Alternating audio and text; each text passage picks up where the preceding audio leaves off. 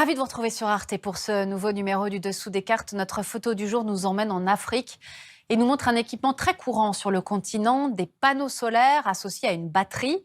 Ces kits permettent à des habitants de villages non reliés au réseau électrique de s'éclairer, charger leur téléphone, regarder la télévision, avoir accès à Internet.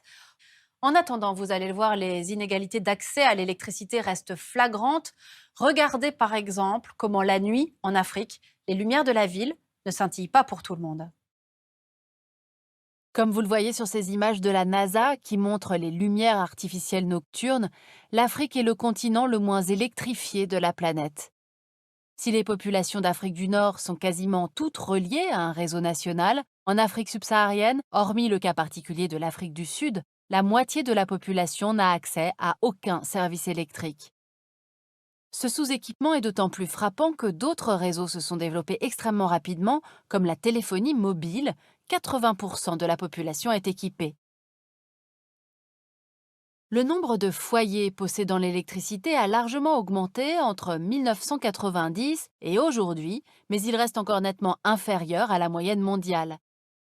Seuls 45% des foyers éthiopiens possèdent l'électricité, 35% en Somalie ou 11% au Burundi, où seulement deux villes, Bujumbura et Gitega, sont pourvues d'un réseau municipal.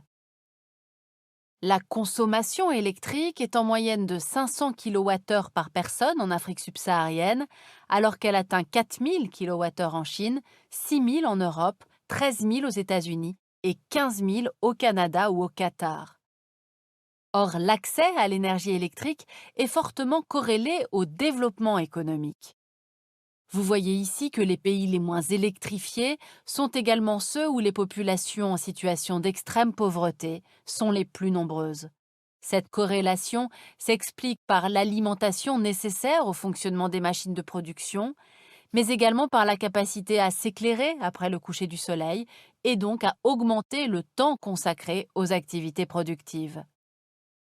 L'accès à l'électricité permet également le fonctionnement des centres de soins, le respect de la chaîne du froid pour les médicaments, mais aussi pour les aliments. Il facilite enfin l'accès à l'information et à l'éducation et simplifie la vie ménagère.